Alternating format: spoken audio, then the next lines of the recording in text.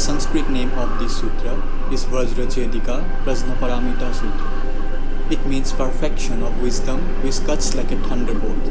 Buddha can cut you like a thunderbolt. He can kill you and help you to be reborn. That is the meaning of Vajrachedika Prajnaparamita. It cuts like a thunderbolt. In one stroke, it can destroy you. Now the sutras. Thus I have heard, at one time, the Buddha was staying in the Jita grove of the garden of the benefactor of orphans and the solitary, together with a gathering of great bhikshus, 1250 in all. Thus I have heard. Those words are the first of the 6 requirements. It is essential to be familiar with the 6 requirements, which are belief, hearing, time, host, place, and audience. Thus is the requirement of belief. I have heard is the requirement of hearing. At one time is the requirement of time. The Buddha is the requirement of a host. In Sravasti, in the Jita grove of the garden of the benefactor of orphans and the solitary, is the requirements of a place.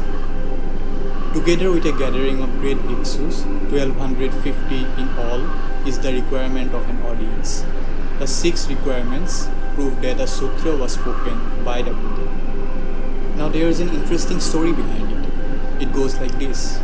When Buddha announced that he was going to enter Nirvana, every one of his disciples cried. Ananda, his cousin, cried the hardest. Tears poured from his eyes and he knew nothing but grief. He cried so hard he forgot everything.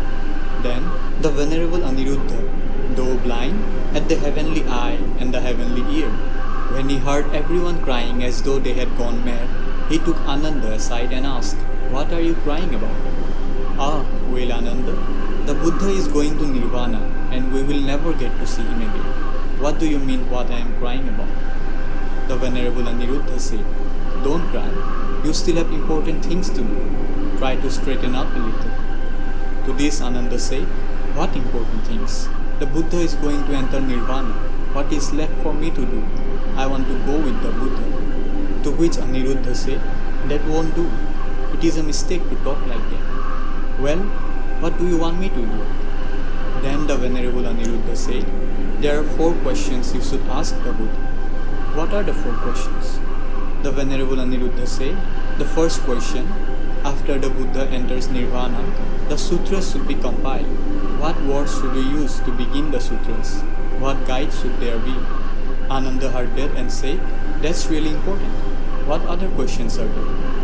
The second question, when the Buddha was in the world, we lived with the Buddha. After the Buddha crosses over to extinction, after he enters Nirvana, where should we dwell? Ananda dried his tears and said, "That is also important, right? When the Buddha was in the world, the entire group of 1250 bhikshus lived together with him. Now that he is going to enter Nirvana, where will we live? I should ask them. What's the next question?" The third question, when the Buddha was in the world, the Buddha was our master. Now that he is entering Nirvana, whom should we take as master? And lastly, the fourth question is, when the Buddha was in the world, he could discipline the bad-natured bhikshus. After the Buddha enters Nirvana, who will discipline them? Ananda went straight to the Buddha's room. The Buddha was on the verge of entering Samadhi, and Ananda had no time to waste. "Buddha," he said, "world-honored one, I have some very important problems about which I need your advice. Can you answer me now?" The Buddha already knew that his cousin and youngest disciple was coming to ask questions, and he said, "Certainly I can answer. What are your problems?" Ananda replied, "These are not my problems. They are the Buddha's problem of the Bodhidharma, problems of all the high masters. I can't solve them, so I have come seeking the Buddha's compassionate wisdom." "All right, speak," said the Buddha. "The first question is, after the Buddha enters Nirvana, we want to compile the sutras. What words should we begin them with to show that they are said by the Buddha?" The Buddha said, "Use the 4 words, 'Thus I have heard.' The next question is, where should we live? There are so many of us. How will we get along? Where will we dwell?" "That's a small problem," said the Buddha. "You should dwell in the 4 dwellings of mindfulness. These are contemplation of the body as impure, contemplation of feelings as suffering, contemplation of thought as impermanent, and contemplation of dharmas as devoid of self. The third question, you have been our master, but when you enter nirvana, who will be our master? The Buddha said, take the pratimoksha as your master, take the percepts as master. Now the pratimoksha is the vinaya, the percepts and rules. And then Ananda said, now we have a master, but among us there are bad-natured bhikshus. While you have been in the world, you have managed them, Buddha. What should we do about them when you are gone? On that, said the Buddha, is very easy. You should be silent and they will go away. Don't talk to them. After all, aren't they bad and disobedient? Ignore them. Don't speak to them. They will become bored and live on their own. Those are the Buddha's answer to the 4 questions. Now before we move back to the sutras, a thing to be understood is that Buddha is non-ideological. He gives no ideology because all ideologies are of mind. And if ideologies are of the mind, they cannot take you beyond the mind. No ideology can become a bridge to reach beyond the mind. All ideologies have to be dropped. Only then the mind will be dropped. Buddha believes in no ideals either, because all ideals create tension and conflict in men. They divide, they create anguish. The ideological person is continuously fighting with himself. Each moment there is conflict. He lives in conflict, he lives in confusion, because he cannot decide who he really is, the ideal or the reality. He cannot trust himself. He becomes afraid of himself. He loses confidence. And once a man loses confidence, he loses all glory. Then he is ready to become a slave to anybody, to any priest, to any politician. Then he is just ready, waiting to fall into some trap. Buddha has given a non-repressive way of life, and non-ideological too. That's why he doesn't talk about God. He doesn't talk about heaven. He does not talk about any future. He does not give you anything to hold on to. He takes everything away from you. He takes even yourself. He goes on taking things away, and finally he takes even the idea of self, I, ego. He leaves only pure emptiness behind, and this is very difficult. This is very difficult because we have completely forgotten how to give. We only know how to take. Buddha takes all ideals away, the whole future away, and finally he takes the last thing that is very, very difficult for us to give. He takes your very self, leaves a pure, innocent virgin emptiness behind. That virgin emptiness he calls nirvana. Nirvana is not a goal, it is just your emptiness.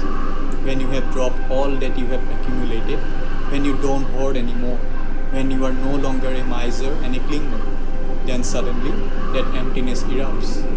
It has always been there, and that's why it is said that from the very beginning all beings are Buddhas. Buddha teaches you how to live, not for any goal, not to achieve anything, but to be blissful here now. How to live in awareness. Not that awareness is going to give you something. Awareness is not a means to anything, it is the end in itself, the means and the end both. Its value is intrinsic. And so Buddha's whole message is to be conscious. Buddha says, Sama Samadhi is aloneness. Now aloneness doesn't mean loneliness. It means all one. It is made up of 2 words, all and one. In aloneness, you become one with the all. Buddha's whole message is condensed in this one word, Sama Samadhi, right meditation. Now what is right meditation and what is wrong meditation? If the meditator exists, then it is wrong meditation. If the meditator is lost in meditation, then it is right meditation. Right meditation brings you to emptiness and aloneness. Now back to the sutras. Early in the morning, the Lord dressed, put on his cloak, took his bow, and entered the great city of Sravasti to collect alms. When he had eaten and returned from his round, the Lord put away his bowl and cloak, washed his feet, and sat down on the seat arranged for him, crossing his legs, holding his body upright, and mindfully fixing his attention in front of him. Then many monks approached to where the Lord was, saluted his feet with their heads, thrice walked round him to the right, and sat down on one side. Walking thrice is symbolic of the 3 bodies. The first round is for the physical body. the body that we can see, which is available to the senses. The physical body of the Buddha is also beautiful. It is the shrine where God abides. So the first round is a salutation for the first body, the physical body. The second round is for the bliss body, the second body. And the third round is for the Buddha body, the truth body. These 3 rounds are symbolic of something else too. In Buddhism, there are 3 shelters, 3 refuges. I take refuge in Buddha. I take refuge in Sangha. I take refuge in the Dharma. These 3 rounds are symbolic of them too. So the first refuge is in the Buddha, who is just in front of you. The second refuge is in all the Buddhas, the Sangha, the commune of Buddhas, past, present and future. And the third refuge is in the Dharma, the essential being that makes a man a Buddha. That art of awakening is Dharma, the religion. At that time, the Venerable Subhuti came to that assembly and sat down. Then he rose from his seat, put his upper robe over one shoulder, placed his right knee on the ground, bent forth his folded hands towards the Lord. The ritual performed in requesting Dharma symbolizes the purity of 3 karmas.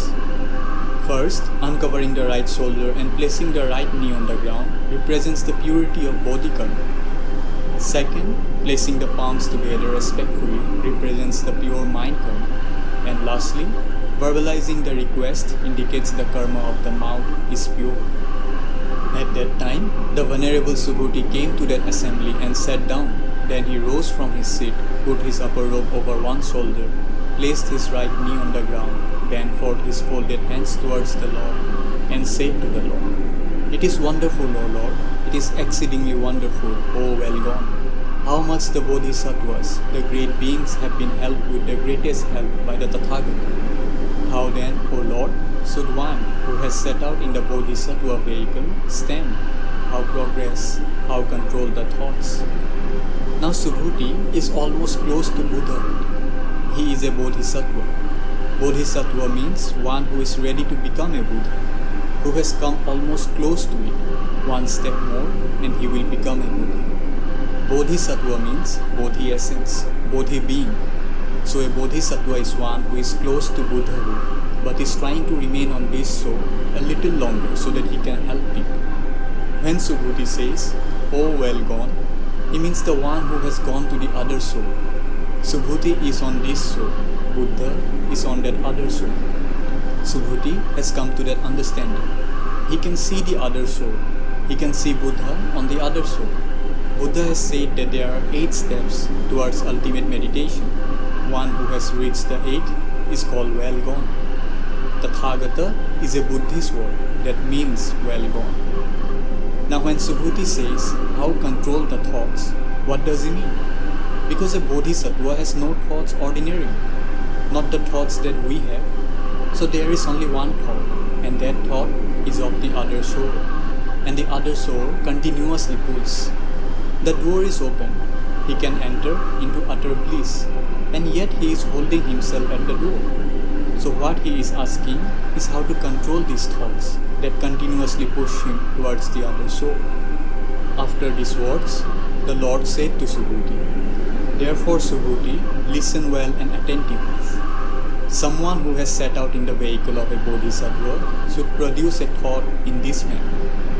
As many beings as there are in the universe of beings, comprehended under the term beings, all this I must lead to Nirvana, into that realm of Nirvana which leaves nothing behind." Buddha is asking Subhuti to create such a determination in him that he will lead not one or 2, but all beings from this world into Nirvana. And yet, although innumerable beings have thus been led to Nirvana, no being at all has been led to Nirvana. And why? If in a Bodhisattva the notion of a being should take place, he could not be called a Bodhi being. And why? He is not to be called a Bodhi being in whom the notion of a self or of a being should take place, or the notion of a living soul or a person. What Buddha says here is this: all the beings have to be led to the other soul, and still Subhuti has to remember that their miseries are false, so their remedies are also false. And he has to remember that they have no selves, neither does he have any self. So he says, Don't forget. Don't think that you are helping people, that you are a great helper. Otherwise, you will fall again. Again you will grow roots in this soul.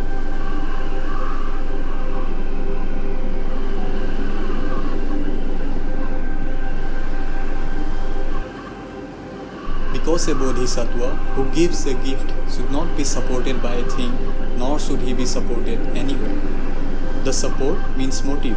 The support means that I will be getting something out of it. Then you have missed the whole point. Then it is a bargain. Then it is no more a gift. And nirvana can only be a gift. It cannot be a bargain. It is not business. You have to give it for the sheer joy of giving it. You should not carry any motive to gain anything out of it. If you are carrying any motive to gain anything out of it, you cannot help anybody. In fact, you yourself still need help. You are not liberated yet. You can misguide, but you cannot guide. The great being who should give gifts in such a way that he is not supported by the notion of a sign. He will not think this is a gift, and he will not think that I am the giver and you are the recipient. No. All these ideas and notions should be dropped. There is no giver, no gift, no recipient. It is all oneness. The one you are helping is also you. The one you are giving to is another form of you. As if you are giving from the left hand to the right hand. There is no need to feel great about it. There is no giver, there is no receiver, and there is no gift. A bodhisattva should not dwell anywhere when he practices giving. In other words, he should not be attached when he gives. If he is able to free himself from attachment, he has understood that the substance of the three wheels composed of one who gives, one who receives, and that which is given is empty. If your act of giving carries with it the thought that I have practiced giving and I have done many meritorious and virtuous deeds, or if you are aware of the receiver or the goods given, then you have not left the mark of giving. You should give and be as if you had not given. If you attach to the marks of the six sense objects, forms, sounds, smells, tastes, tangible objects, and mental dharmas, when giving, your merit and virtue are limited. And why? Because the heap of merit of that Bodhi being who unsupported gives a gift is not easy to measure. If you are not attached to the mark of giving, you acquire limitless merit and virtue, even by giving as little as a single cent. If you fail to practice the proper method of giving, then although you may give gifts throughout your lifetime, you will still have accomplished nothing. The Lord continued, What do you think, Subhuti? Can the Tathagata be seen in the possession of his marks? Buddha asked, Subhuti, is a Tathagata to be seen by the possession of his marks? Buddhist scriptures say that Buddha has 32 marks of being a supreme divine being. Those 32 marks, are they to be deciding factor? For ordinary human beings, it is okay, because you don't have any other eyes. You can see only the outward sign. You live by signs, marks. But for a man like Subhuti, who can see inward, who can see in the Buddha, those marks should not be any more relevant. And moreover, to possess anything is not the quality of a Buddha, not even those 32 marks. They are irrelevant. Subhuti replied, No indeed, O Lord, and why? What has been taught by the Tathagata as the possession of marks, that is truly a no possession of no marks. The Lord said, Wherever there is possession of marks, there is fraud. Wherever there is no possession of no marks, there is no fraud. Hence, the Tathagata is to be seen from no marks as marks. Now, because Subhuti understood the principle of emptiness, and because he had awakened to that emptiness of people and the emptiness of dharmas, he said, No, one should not rely on physical marks to see the Tathagata. And why? The 32 marks and 8 subtle characteristics of which the Tathagata speaks are marks of the physical body, not of the true real dharma body. So Buddha says, if somebody claims, I possess these marks of Buddha, look, I am a Buddha, then there is fraud, because the very claim is proof of fraud. Subhuti asked, will there be any beings in the future period, in the last time, in the last epoch, in the last 500 years, at the time of the collapse of the good doctrine, who, when these words of the sutra are being taught, will understand their truth? Subhuti said, is it possible that living beings will hear this sutra which the Buddha has spoken and will actually believe it? What he was really asking Buddha was, is it the case that they will not believe it? Buddha has said that whenever a religion is born, whenever a Buddha turns the wheel of Dharma, naturally, slowly and slowly, the wheel starts stopping. It loses momentum. When a Buddha moves the wheel of Dharma, it takes 2500 years for it to stop completely. After each 500 years, it goes on losing momentum.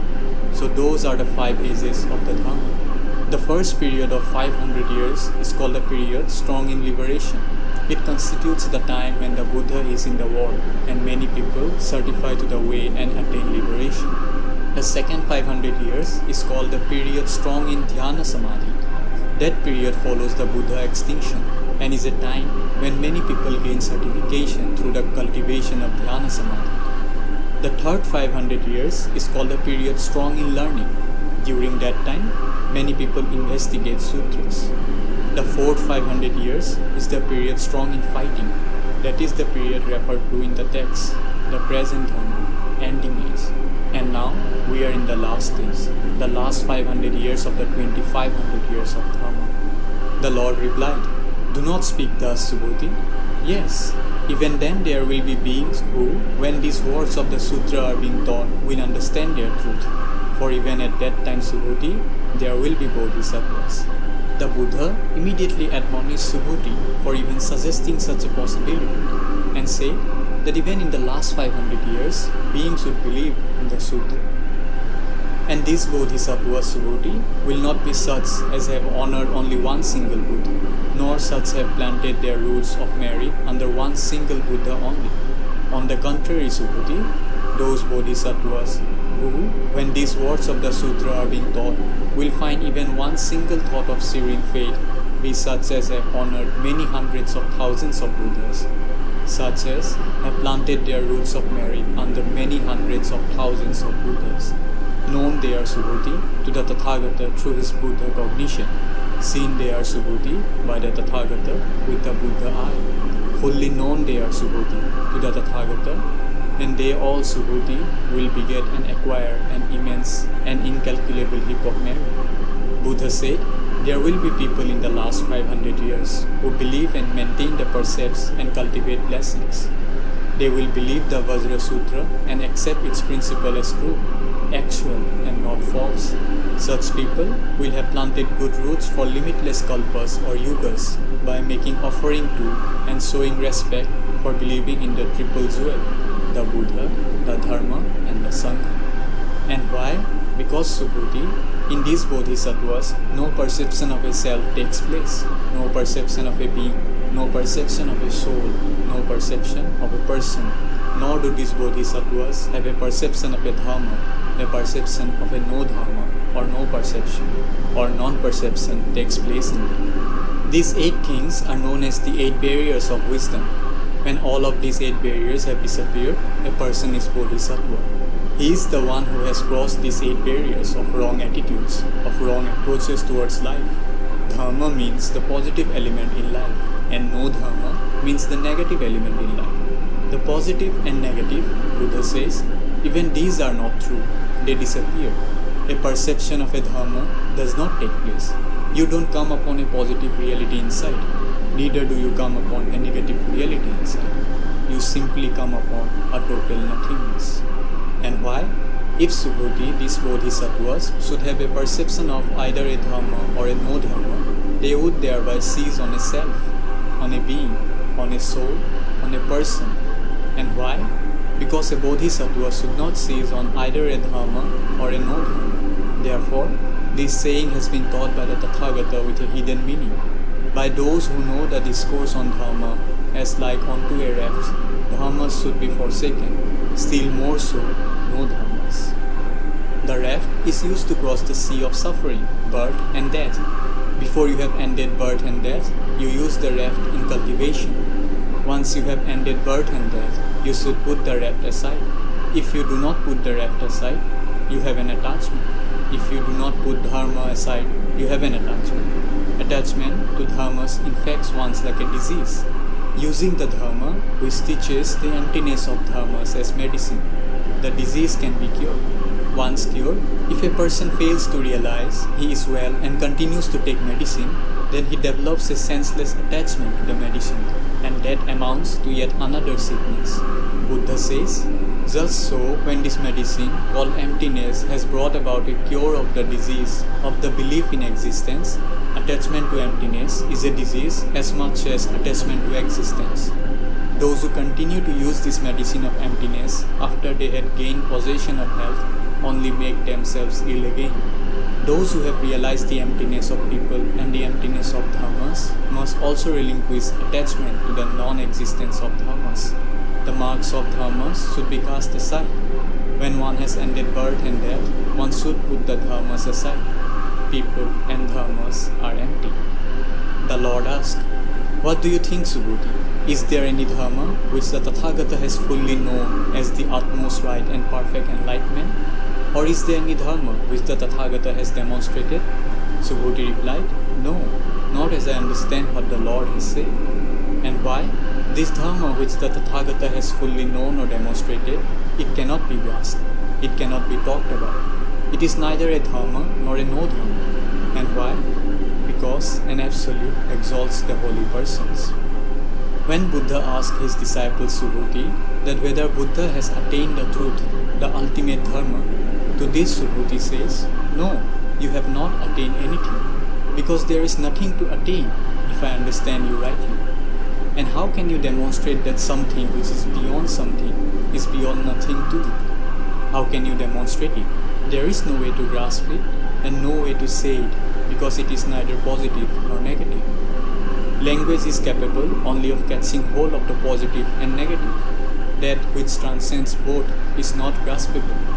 The absolute means the beyond, the transcendental, that which is beyond hate and love, that which is beyond life and death, that which is beyond day and night, and that which is beyond man and woman, beyond hell and heaven, that which is beyond all dualities, that is the Absolute.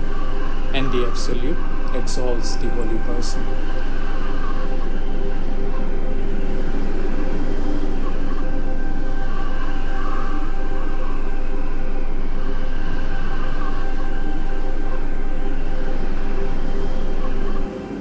The Lord then said, "Yes, Subhuti, for the Tathagata has taught that the dharmas special to the Buddhas are not just the Buddha's special dharmas. That is why they are called the dharmas special to the Buddhas." What are the dharmas of the Buddhas? The special characteristic of a Buddha. His special characteristic is that he has no characteristics, that he is utterly ordinary. Buddha's dharma, his unique quality, is that he is not, that he has no attributes, that he is indefinable, that whatsoever definition you put upon him will be unjust, because it will demark him, it will limit him, and he is not limited. He is pure void, he is nobody. The Lord asked, "What do you think, Subhuti? Does it occur to the stream winner, by me has the fruit of a stream winner been attained?" Buddha has talked about 4 stages of the seeker. The first, he calls the stream winner. The second stage is called once returner, and the third, never returner, and lastly the fourth, arahat. Stream winner means one who has entered into the Buddha field. He is no more standing on the shore. He is no more static. He has started moving with the stream of life. He is no more fighting with the river. That ego which used to fight with the river and that ego that used to go upstream is no longer there. Buddha says that a few things have to be dropped by the stream winner. One is ego, the second is living by mere rules and rituals, and the third is doubt, perplexity. These 3 things have to be dropped by a stream winner. Then the second stage is called once returner. Once returner means one who will die and come once more. He has to forsake greed, sensuality, and ill will, but he will come once more. The third stage is called never returner, one who will not come again. He has to forsake lust for life, lust for the other life, lust to be. and the fourth stage is called the state of Arhat, one who is absent, nobody, nothingness. He has become the Buddha. The Lord asked, "What do you think, Subhuti? Does it occur to the stream winner, by me has the fruit of a stream winner been attained?"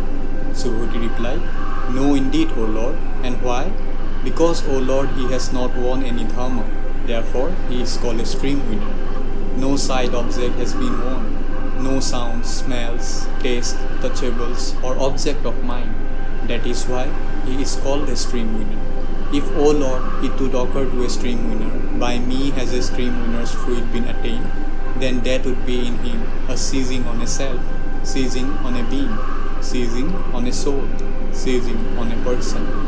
Buddha asked Subhuti if the stream winner can have the thought that he has obtained the fruit of Srotapana, or the one who has entered the flow. To this Subhuti replied that the stream winner could not have such a thought. Although he is called one who has entered the flow, he has not entered anything. He can see form and not be confused. He can perceive sounds, smells, taste, tangible objects and dharmas and not be attached to any of them. Because he is not attached, he is given the title one of the first fruit, or one who has entered the flow. Nevertheless, that is merely a name, not an actual substance. Therefore, stream winner cannot think that he has obtained the fruit of Srotapana. He has not won anything like an object. In fact, rather than winning anything, he has dropped the very idea of winning. That's why he is called a stream winner. The Lord asked, "What do you think, Subhuti? Does it then occur to the Arhat, by me has Arhatship been attained?" Subhuti says, "No indeed, O Lord. And why? Because no dharmas is called Arhat. That is why he is called an Arhat." Subhuti was asked if an Arhat can have the thought that he has obtained Arhatship, and he replied, "No, because although he has certified to the fruit of Arhatship, it is just a name and nothing more. Not only upon certification to the fruit of Arhatship is there no realization, but even upon attainment of Buddhahood, there is none. There is no tangible dharma that can be called Arhat. It is an empty name. If one thinks it exists, one has an attachment to dharmas and has not realized the emptiness of dharmas." And why? "I am, O Lord, the one whom the Tathagata has pointed out as the foremost of those who dwell in peace." Now Subhuti takes himself as an example. He says, "You have declared of me that I have attained. You have declared of me that I have become an Arhat. You have declared that I have dwelled in peace." This is a special way of Buddha saying that there is nobody inside. Dwelling in peace means there is nobody. Because if there is somebody, peace is not possible. If there is somebody, some turmoil will continue. The house is silent only when there is nobody in the house. Even if somebody is there, a little bit turmoil will continue. "I am, O Lord, the one whom the Tathagata has pointed out as the foremost of those who dwell in peace. I am, O Lord, an Arhat free from greed. And yet, O Lord, it does not occur to me. An Arhat am I and free from greed. If, O Lord, it could occur to me that I have attained Arhatship, then the Tathagata would not have declared of me that Subhuti, this son of good family, who is the foremost of those who dwell in peace, does not dwell anywhere. That is why he is called a dweller in peace, a dweller in peace." Subhuti says, "You have declared that Subhuti dwells in peace. You have declared that Subhuti has become an Arhat, and you must be true, Lord. How can you be untrue? But I cannot say, it does not occur to me. An Arhat am I and free from greed. If it occurs to me, then you are wrong. If it occurs to me that I am an Arhat, then ego has arisen. Then a self is seized. Then again, I am caught in the old trap. If it arises in me that I dwell in peace, then the peace is lost because the I has come back. The dweller is back. Then you cannot dwell in peace. Then something is bound to happen. Some misery, some dream, some desire, and the whole world starts again. This is why Buddha is so paradoxical. He says, you are only when you are not. When all is absent, there is great presence. When the ego has completely disappeared, you are the whole. You are the all. You disappear as the drop and you become the ocean. On one side, you have disappeared. and on the other side, you have appeared for the first time. The Lord asked, "What do you think, Subhuti? Is there any dharma which the Tathagata has learned from Dipankara?" Now Dipankara is an ancient Buddha. Gautama Buddha, in his past life, when he was not enlightened, had gone to Dipankara. He wanted to be accepted as a disciple, but Dipankara laughed and he said, "There is nothing to be learned. Truth cannot be learned." Subhuti replied, "Not so, O Lord, there is not." The Lord said, "If any bodhisattva would say, 'I will create harmonious Buddha field,' he would speak falsely. And why? The harmonies of Buddha field, Subhuti, as no harmonies have they been taught by the Tathagata. Therefore he spoke of harmonious Buddha fields.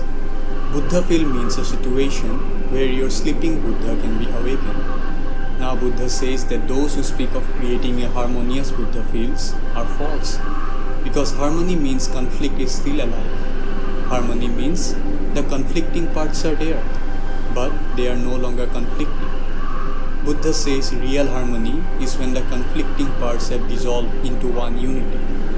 But then you cannot call it harmony, because harmony needs many. Harmony means that there are many fragments in a harmonious whole. Buddha says the real harmony is when those many are no longer there. They have become one. So a harmony, a real harmony, cannot even be called a harmony. The real harmony is simply unity. There is no conflict and no friction, because all the fragmentary parts have disappeared, dissolved. The Lord said, "And again, Subhuti, suppose a woman and a man were to renounce all their belongings as many times as there are grains of sand in the river Ganges, and suppose that someone else, after taking from this discourse on Dharma but one stanza of 4 lines, would demonstrate it to others, then this latter on the strength of that would beget a greater heap of merit, immeasurable and incalculable." Buddha says that even if somebody demonstrates one stanza of 4 lines from the Diamond Sutra, his merit is more. His merit is immeasurable and incalculable, more than the merit of a man or a woman who were to renounce their belongings as many times as there are grains of sand in the river Ganga. Thereupon, the impact of Dharma moved the Venerable Subhuti to tears. Having shed tears, he thus spoke to the Lord. "It is wonderful, O Lord, it is exceedingly wonderful. O well gone, how well the Tathagata has taught this discourse on Dharma. Through it, cognition has been produced in me, and it is indeed no perception. And why? Because the Buddhas, the Lords, have left all perceptions behind." On receiving the Dharma from the Buddha, Subhuti was overwhelmed with compassion and tears poured down from his eyes. Then he says to Buddha, "Your presence, your compassionate words, your love, your grace has produced cognition in me. It has given me an insight, a vision of what truth is." But then he also adds, "It is no perception, because there is nobody to perceive it. It is pure cognition. Knowing has arisen, but the division is not there between the knower and the known and the knowing. It is just knowing." And he says, "Now I know why it is said that the Buddhas have left all perception behind, because perception needs the perceiver and the perceived. Observation needs the observer and the observed. All these dualities have been dropped. There is only oneness." The Lord said, "So it is, Subhuti, most wonderfully blessed will be those beings who, on hearing this sutra, will not tremble, nor be frightened or terrified. These sutras are death-like. They are crucifixions. You will have to die. Only through death will you know what life is. Resurrection is possible, but only through crucifixion. That's why Buddha said these sutras are dangerous, and those who are not terrified of these sutras will attain nirvana." Moreover, Subhuti, the Tathagata's perfection of patience is really no perfection. And why? Because, Subhuti, when the king of Kalinga cut my flesh from every limb, at that time I had no perception of a self, of a being, of a soul or a person. And why? If, Subhuti, at that time I had had a perception of self, I would also have had a perception of ill will at that time. Now Buddha reminds Subhuti of his whole experience of a past life, when the king of Kalinga had cut his limbs. He says, "At that time, when my limbs were cut, my hands were cut, my legs were cut, and my tongue and my eyes were taken out. I was watching, and I could not see any eye arising in me. There was nobody who was seeing it. There was nobody who was hurt by it. If any perception of I had arisen at that time, then it would have been followed by ill will. Then I would have been angry with the king who was killing me and destroying me. But I was not angry. There was no anger. The ego brings anger. Anger is the shadow of the ego. Ego brings aggression, violence. Once the ego disappears, all violence disappears. A man becomes love only when the ego has completely disappeared. And further, Subhuti, it is for the well of all beings that a bodhisattva should give gifts in this manner. And why? This perception of a being, Subhuti, that is just a non-perception. Those all beings of whom the Tathagata has spoken, they are indeed no beings. And why? Because the Tathagata speaks in accordance with reality, speaks the truth, speaks of what is, not otherwise. A Tathagata does not speak falsely. Tathagata, Subhuti, is synonymous with true suchness. Buddha says, I have said only that which is, yatha bhutam. I have not said anything else. That's why my statements are so paradoxical, so illogical, because the truth is illogical. To understand truth, you will have to drop logic.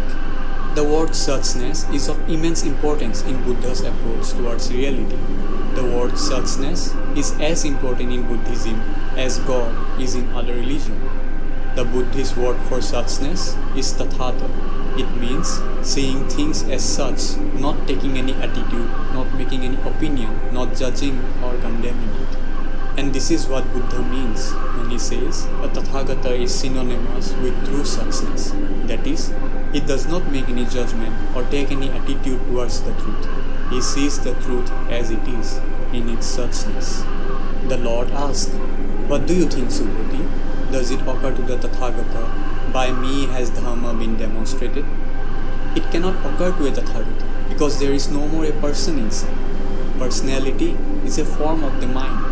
The idea of I is a form in the clouds. To a Tathagata, clouds have disappeared. There is only pure sky, indefinable, infinite. There arises no idea of I. Whosoever, Subhuti, would say that Tathagata has demonstrated Dharma, he would speak falsely. He would misrepresent me by seizing on what is not there. And why? Because not even the least Dharma is there found or got at. Therefore it is called utmost, right, and perfect enlightenment. Someone who says that the Tathagata has spoken Dharma thereby slanders the Buddha. Such a person does not understand the Buddha Dharma. And someone who makes that statement has not thoroughly understood that the Dharma the Buddha spoke is without any real substance. Dharma is spoken because living beings make discrimination. If you made no discrimination, there would be no Dharma to speak. And hence the Buddha says that there is no Dharma to be found or taught, and so this is the perfect enlightenment. Furthermore, Subhuti, self-identical is that Dharma, and nothing is therein at variance. Therefore it is called utmost, right, and perfect enlightenment. Self-identical through the absence of a self, a being, a soul, or a person. The utmost, right, and perfect enlightenment is fully known as the totality of all the wholesome dharmas. Buddha says that self-identical is that dharma where there is nothing and hence changes nothing. All forms have disappeared. That's why the sky remains identical to itself. There are no longer any forms arising, disappearing, no longer any change, no movement. All dreams have disappeared. And so, it is the perfect enlightenment. What do you think, Subhuti? Does it occur to a Tathagata, by me have beings been set free? Not thus should you see, Subhuti. And why? There is not any being whom the Tathagata has set free. This idea can never occur in a Tathagata, that I have set many beings free. How can it? Because in the first place, nobody is unfree. So if you ask, is Buddha a savior? Buddha will say, no, I am not a savior, because nobody needs to be saved. There is nobody to be saved. And freedom is everybody's nature. Freedom is there. It need not to be bought. One has just to become alert of what is already there. Further, the Lord taught on that occasion the following stanzas. Those who by my form did see me, and those who followed me by voice, wrong the efforts they engage in. Me, those people will not see. Further, Buddha says that if you see him as the form, as the body, then you miss. If you only hear the word of the Buddha and don't hear his silence, you miss. If you see only his face and you don't see his inner sky, you miss. Buddha speaks only to utter silence. Buddha is there in the form only to express the formless. From the Dharma should one see the Buddhas. From the Dharma bodies comes their guidance.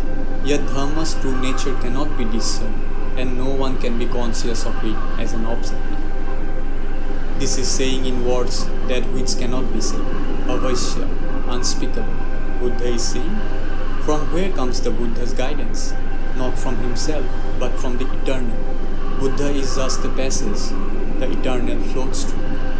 Do not be too much obsessed by the words that he uses. Listen to his silence. Do not be too much concerned by the body he lives in. Don't be concerned with the house in which he resides. Think of the inner presence. Think of his being. See deep. And how to see deep in a Buddha?